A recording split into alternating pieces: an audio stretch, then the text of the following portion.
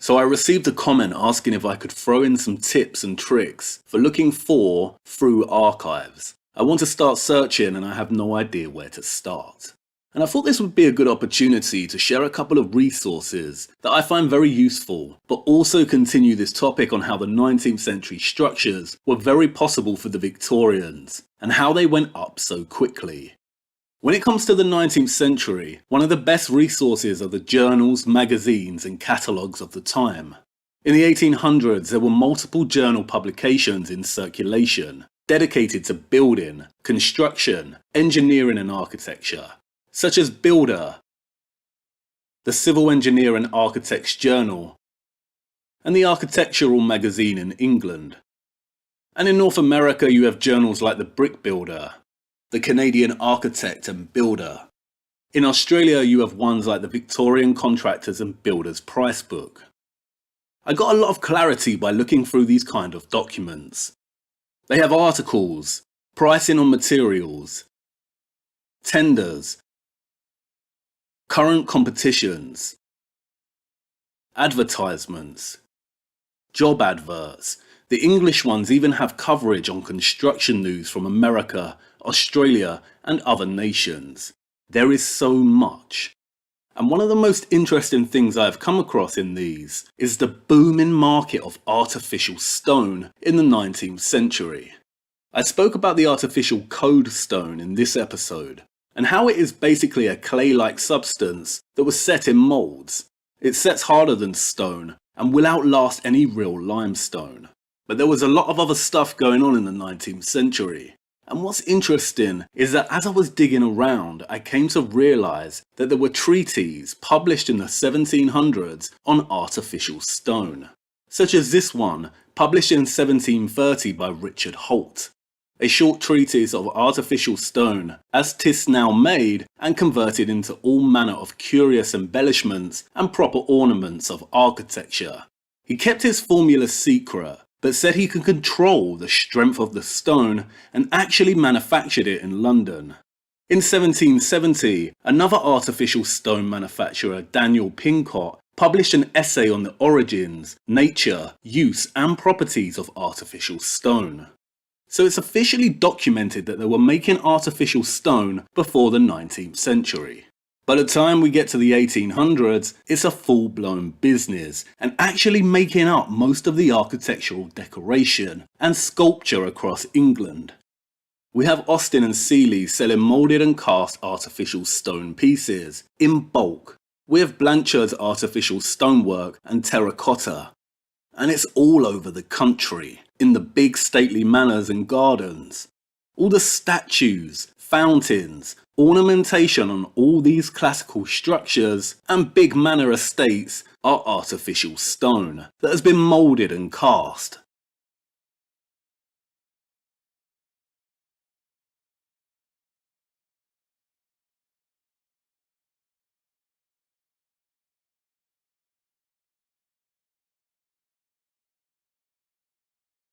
You can see here in these decorative pieces that the outer layer has worn away to reveal a terracotta base. Terracotta is made from a malleable clay and can be moulded very easily. And they used it everywhere, from whole buildings to decorative ornaments. This list, published in 1869, documents all the terracotta and code stone that just one of these companies have made for structures in England so far. They've even shipped to parts of America. Austin's Artificial Stoneworks was an established business in 1835.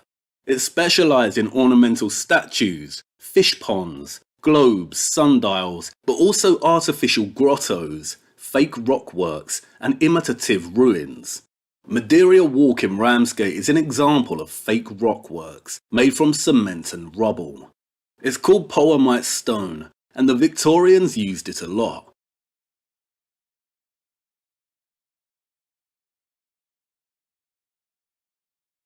And Austin's Artificial Stone Company was just one of the companies producing and designing this stuff. And they had been doing it well before 1835 at the time of this catalogue. As it states, The superiority of Austin's artificial stone is now so firmly established that the most eminent architects and scientific gentlemen have expressed, in the highest terms, their approbation of its durability and close resemblance to real stone. This is an Australian price catalogue published in 1859, and it shows just how much the Victorian industry of construction had spread in Melbourne and its surroundings. The document features over 45 pages of business advertisements, iron and brass founders, steam brickworks,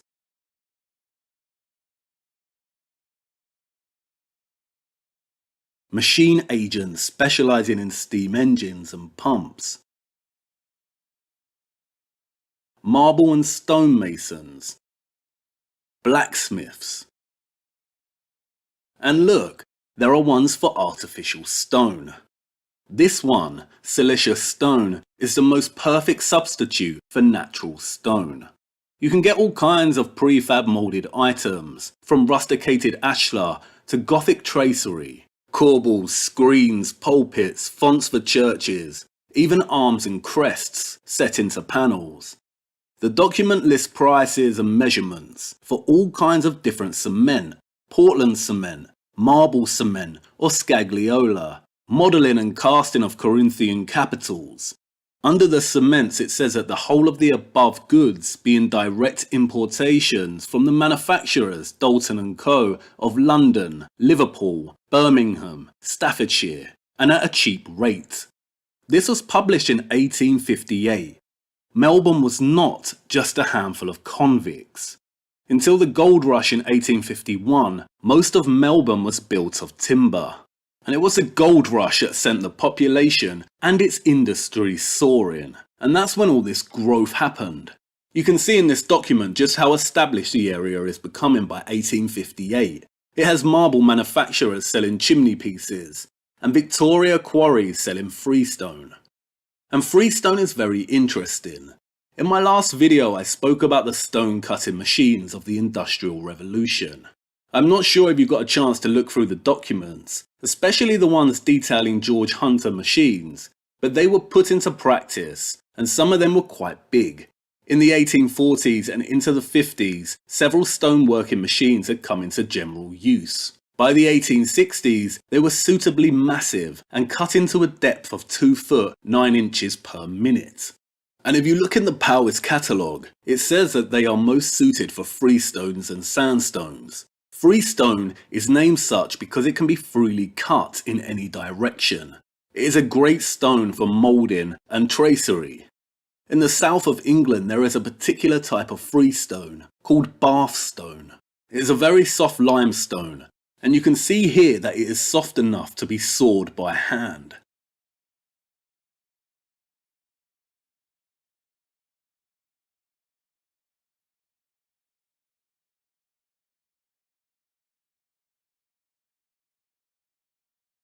This is a stone that the town of Bath is made from. It's all over South England, and while the structures of Bath, like the Royal Crescent, look impressive from the front, they are just facades. The buildings beyond the facades are actually made from rubble brick. America has its freestone too. You have Hummelstown Brownstone of Pennsylvania. It produces this unique purplish colour and was used in the construction of these buildings. And the Hummelstown quarries have machine saws too. Existing records do not mention the specific saw that was used in the early years of the business, but from 1875 on, it was a stone cutting saw patented by Andrews T. Merriman of Cook County, Illinois. The principle consists simply of a smooth flat blade of soft iron, set in a frame and fed with sharp sand and water. The saws now frequently set in gangs of a dozen or more in a single frame, and several gangs are tended by one man who shovels on wet sand as needed, while fine streams of water from overhead wash it beneath the blade as it swings backward and forward in its slowly deepening groove. In fact, America had steam-powered stone cutters and machines quite early on. It's all in these journals. An 1876 edition of Scientific American Journal even presented patent diagrams for diamond stone saws. This can all be found at quarriesandbeyond.org, and I'll leave a link below. This doesn't mean, however, that they could not quarry and carve harder stone. They could do all of this by hand, but the machines sped up the process considerably. And they moved all this stone around via a whole range of different methods. They had carts on site. They used a multitude of different cranes, and then later on steam cranes.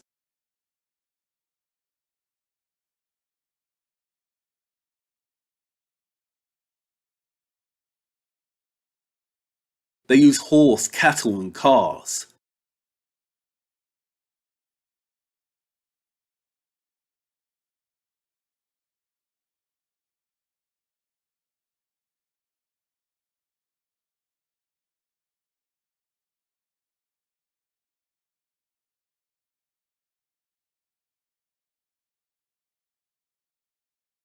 If the quarry was uphill, then they'd have a horse pull these carts to the top, load the stones, and use a downward force and brake control to get the stone to the ports or stations.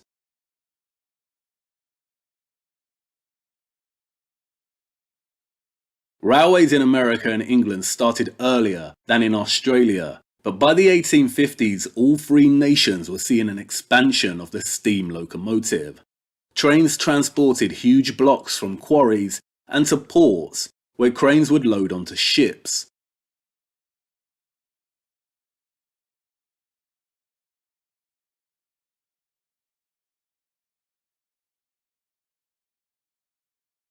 Not only that, but in some places they also had steam trucks with traction engines. In England there was a policy in place that banned steam trucks for personal use. The Victorians rode around on horse and cart. They kept it classy, but they also had powerful steam technology and machines. The traction engines were only used for the transportation of goods and building materials, but they did exist.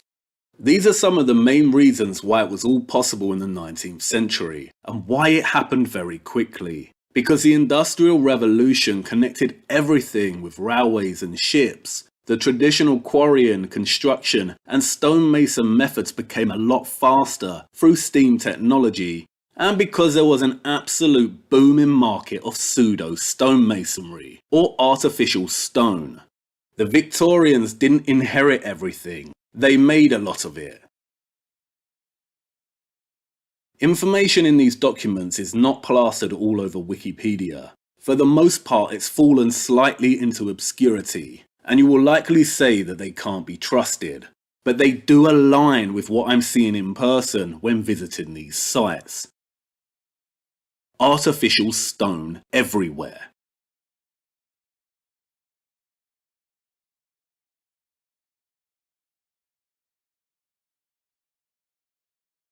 The mark of the Industrial Revolution, everywhere. So yeah, 19th century journals, catalogues and magazines have been a great resource for me to wrap my head around a lot of this. In the next video I'm going to present a related, but in some ways better research resource. I will then outline why, for me, understanding and accepting that the architecture is very possible to build unlocks a whole different approach to tackling corrupted history. I'll do this in a couple of videos' time. Until then, keep well and have a good day.